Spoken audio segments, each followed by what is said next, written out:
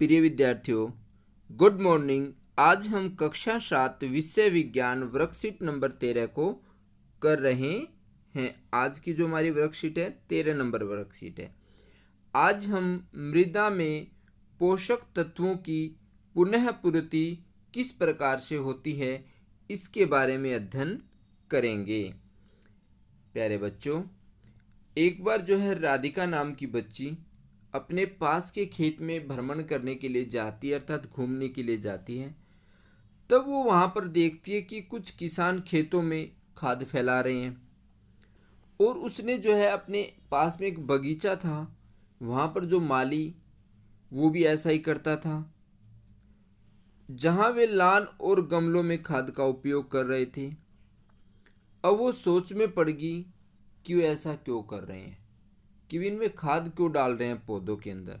तो प्यारे बच्चों, आज हम इसी के बारे में अध्ययन करेंगे कि हम खाद क्यों डालते हैं, खाद डालना क्यों ज़रूरी होता है, इनसे किन किन पोषक तत्वों की प्राप्ति मृदा को होती है। उर्वरक रासायनिक पदार्थ होते हैं जो पौधों को पोषक तत्व प्रदान करते हैं। उर्वरक रासायनिक पदार्थ होते हैं और ये पौधों को क्या करते हैं, पोषक तत्व प्रदान करते हैं। कौन कौन से करते हैं? नाइट्रोजन, फास्फोरस और पोटेशियम। अब इसी के साथ खाद जैविक पदार्थ होते हैं। जैविक मतलब जो जीवों से मिलती है, जो पौधों, अवशेष और पशुओं के गोबर से प्राप्त होते हैं तथा पौधों को पोषक तत्व प्रदान करते हैं, वो तो कहलाते हैं खाद।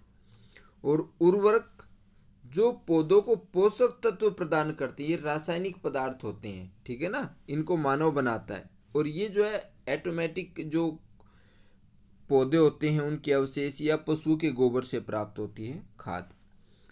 प्यारे बच्चों, पादप अपनी वृद्धि, पादप मतलब पौधे अपनी बढ़ोतरी के लिए, अच्छे स्वस्थ विकास के लिए मृदा मतलब मिट्टी से पोषक तत्वों को अवशोषित करते हैं। अवशोषित का मतलब होता है ग्रहण करते हैं मिट्टी से।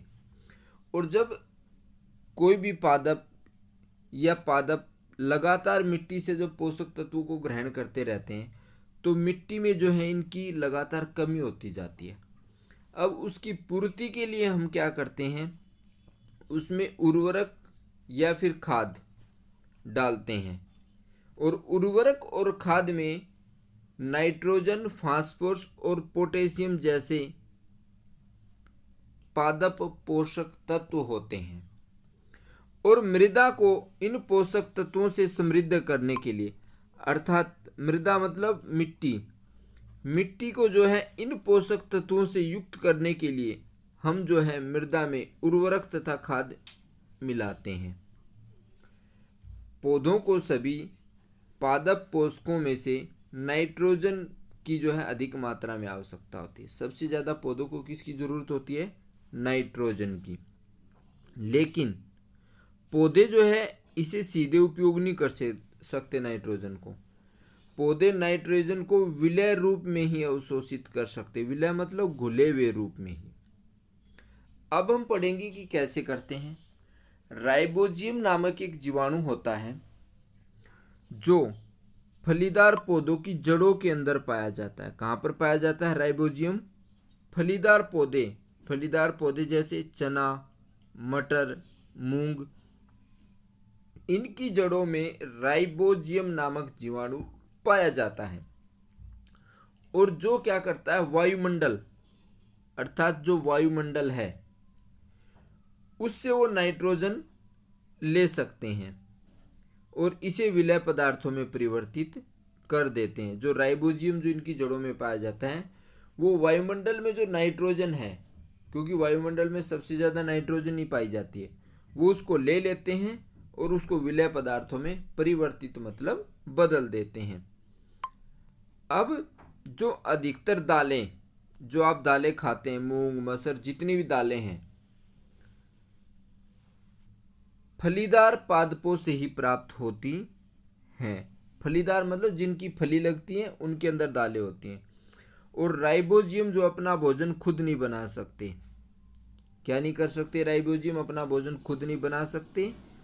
फलीदार पौधे जो हैं क्या करते हैं? बैक्टीरिया को भोजन और आश्रय प्रदान करते हैं। ये जो है बैक्टीरिया जो होते हैं, अन्य जो बैक्टीरिया, उनको भोजन और आश्रय दे देते हैं और यह जो है सहजीवी संबंध कहलाता है।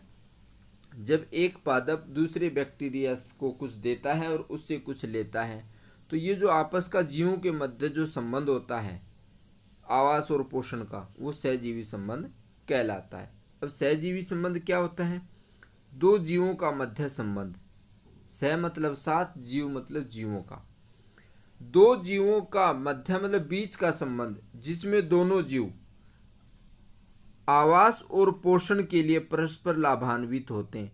आवास मतलब रहने के लिए, पोषण मतलब पोषक तत्वों की पूर्ति के लिए एक दूसरे के ऊपर निर्भर रहते हैं, एक दूसरे से लाभान्वित होते हैं, वो सहजीवी संबंध कहलाता है। अब इसके अभ्यास के प्रश्न हैं, उर्वरक और खाद के बीच एक अंतर लिखिए, एक अंतर लिखना हमें। तो प्यारे बच्चों, ये आपकी सॉल्यूशन की वर्कशीट है और यदि आपने चैनल को सब्सक्राइब नहीं किया है तो आप चैनल को लाइक करें, सब्सक्राइब करें, शेयर करें। हमारा प्रश्न नंबर 5, उर्वरक और खाद के बीच में हमें अंतर बताना है। उर्वरक रासायनिक पदार्थ हैं जो पौधे को पोषक तत्व प्रदान करते हैं, जैसे नाइट्रोजन, फास्फोरस, पोटेशियम। ठीक है ना? नाइट्रोजन को N, P से फास्फोरस, K से पोटेशियम। खाद जैविक पदार्थ होते हैं। जैविक पदार्थ मतलब जो पौधों के अवशेष और पशुओं के गोबर से प्राप्त होते हैं। आपने देखा होगा ना, किसान जो है खेत में पशुओं का गोबर डालता है वो खाद के रूप में। तथा ये पौधों को पोषक तत्व प्रदान करते हैं और इनमें कौन से पोषक तत्व होते हैं? नाइट्रोजन, फास्फोरस और पोटेशियम। और सबसे ज़्यादा जरूरत पौधों की किसकी होती है? नाइट्रोजन की होती है। हमारा प्रश्न नंबर 2 है, पादप के लिए आवश्यक 3 मुख्य पोषक तत्व कौन कौन से? तो खालिस्तान दे रखा है। तो पादप के लिए आवश्यक 3 मुख्य पोषक तत्व होते हैं नाइट्रोजन, फास्फोरस और पोटेशियम। अब हमारा प्रश्न नंबर 3 है, सहजीवी संबंध, अर्थात सहजीवी संबंध किसे कहते हैं या क्या कहलाता है? सहजीवी संबंध से आप क्या समझते हैं? तो प्यारे बच्चों, जो सहजीवी संबंध होता है दो जीवों के बीच या मध्य ऐसा संबंध जिसमें दोनों जीव एक दूसरे के ऊपर पोषण व आवास के लिए आश्रित होते हैं, सहजीवी संबंध कहलाता है। जैसे राइबोजियम व दो दाल वाली फसलों के बीच का संबंध। ठीक है ना? अब प्रश्न नंबर 4, पादपों को उर्वरक एवं खाद की आवश्यकता क्यों होती है? तो प्यारे बच्चों, मृदा में प्रचुर मात्रा में उर्वरक व खाद न होने के कारण पौधों की वृद्धि व विकास प्रभावित होता है, जिसके कारण पौधों को उर्वरक एवं खाद की आवश्यकता होती है। अर्थात पौधों की वृद्धि एवं विकास के लिए जो है उर्वरक एवं खाद की आवश्यकता होती है। जैसे आपने देखा होगा, किसान खेतों में जब गेहूं बोते हैं, पानी लगाने के बाद उसमें खाद डालते हैं। जब बुआई करते हैं उससे पहले उसमें खाद डाली जाती है।